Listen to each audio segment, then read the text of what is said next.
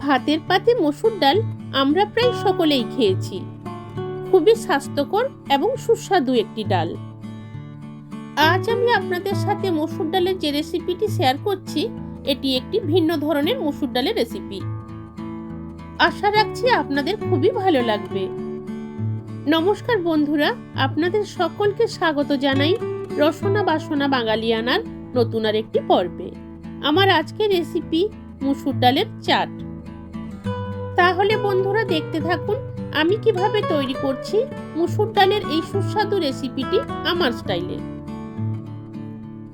এই রেসিপির জন্য লাগছে খোসা সহ গোটা মসুর ডাল, আলু, সাদা তেল, ঘি, টক দই, ধনেপাতা, আদা কুচি, কাঁচা লঙ্কা কুচি, হিং, দারচিনি, ছোট এলাচ, গোলমরিচ, গোটা ধনে, গোটা জিরে, গোটা মৌরি, হলুদ গুঁড়ো, লঙ্কা গুঁড়ো আর লাগছে নুন।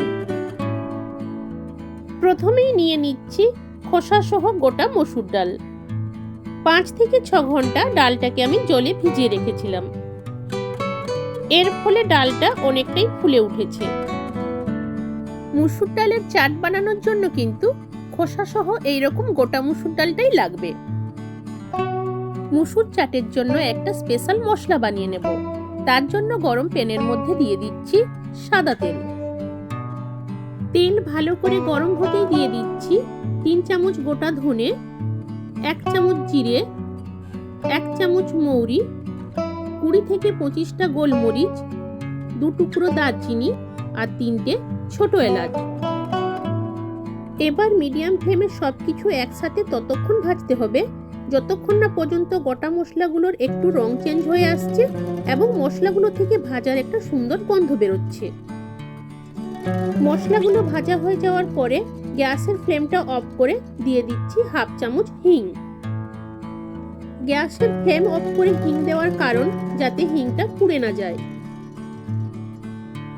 মশলাটাকে এবার ঠান্ডা হতে দেব। যতক্ষণ মশলা ঠান্ডা হচ্ছে এই ফাঁকে আলুটাকে কেটে নেব। অনেকে এই রেসিপির জন্য আলুটাকে অ্যাভয়েড করেন, কিন্তু আলু দিলেই এর স্বাদের আসল মজাটা পাওয়া যায়। খুব কুচি করে আলুটাকে কাটার প্রয়োজন নেই। একটা মাঝারি সাইজের আলুকে 8 থেকে 12 পিস করে নিতে পারেন। আলুটাকে আমি এইরকম মাঝারি সাইজের কেটে নিয়েছি। কেটে নেওয়ার পরে সঙ্গে সঙ্গে আলুটাকে জলের মধ্যে দিয়ে দিলাম যাতে আলুটা কালো না হয়ে যায়। এদিকে ঠান্ডা হয়ে যাওয়ার পরে ভাজা গোটা মশলাগুলোকে গ্রাইন্ডিং জারের মধ্যে ঢেলে দিচ্ছি। তার সাথে দিচ্ছি 4 চামচ টক দই, 1/2 চামচ নুন আর বেশ কিছুটা ধনেপাতা। সবকিছু একসাথে এবার পেস্ট করে নেব। খুব মিহি করে পেস্ট করে নিয়েছি। রেডি হয়ে গেল মসুর চাটের মশলা। চাটটা বানানোর জন্য গরম কড়াইয়ের মধ্যে দিয়ে দিচ্ছি সাদা তেল।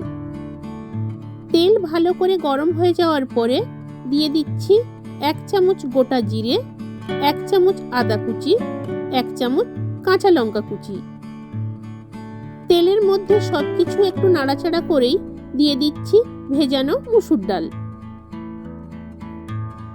ডালটাকে তেলের মধ্যে অল্প কিছুক্ষণের জন্য একটু ভেজে নেব। 1.5 থেকে 2 মিনিট ডালটাকে ভেজে নেওয়ার পর এর মধ্যে দিয়ে দিচ্ছি আগের থেকে রেডি করে রাখা মশলা, 1/2 চামচ হলুদ গুঁড়ো, 1/2 চামচ লঙ্কা গুঁড়ো।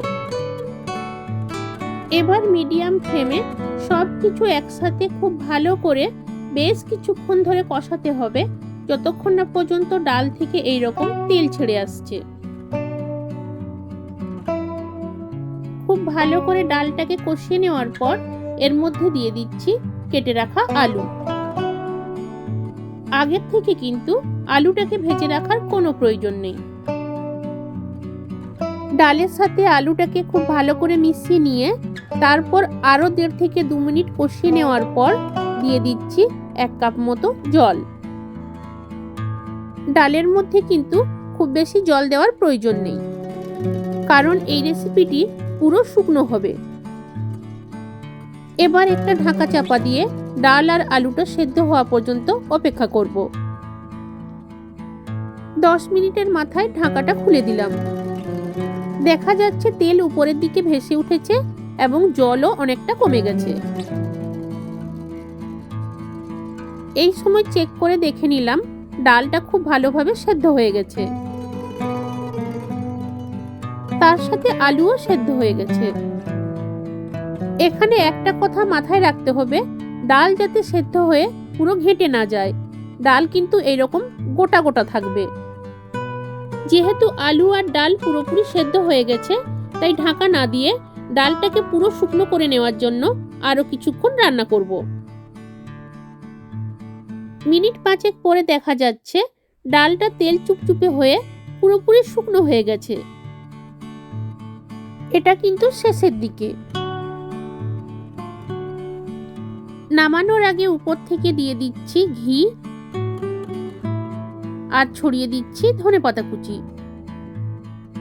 একটু নেড়েচেড়ে সবকিছু একসাথে ভালো করে মিশিয়ে নিতেই রেডি হয়ে গেল মুসুর ডালের চাট। এবার এটাকে সার্ভ করে নেব। আমার আজকের রেসিপি আপনাদের কেমন লাগলো কমেন্ট করে জানাবেন। আপনাদের ভালো লাগলেই আমার সার্থকতা। আমার এই রেসিপিটি যদি আপনাদের ভালো লেগে থাকে, লাইক করবেন, কমেন্ট করবেন আর বন্ধু বান্ধবদের সাথে শেয়ার করবেন। নতুন কোনো বন্ধু আমার এই ভিডিওটি দেখে থাকলে চ্যানেলটি সাবস্ক্রাইব করার অনুরোধ রইল। পুরনো যে বন্ধুরা চ্যানেলটিকে সাপোর্ট করছেন তাদেরকে জানাই অসংখ্য ধন্যবাদ। আজ এই পর্যন্ত। আগামী দিনে নতুন কোনো রেসিপির সাথে আবারও দেখা হবে। ততক্ষণ সবাই ভালো থাকবেন, সুস্থ থাকবেন।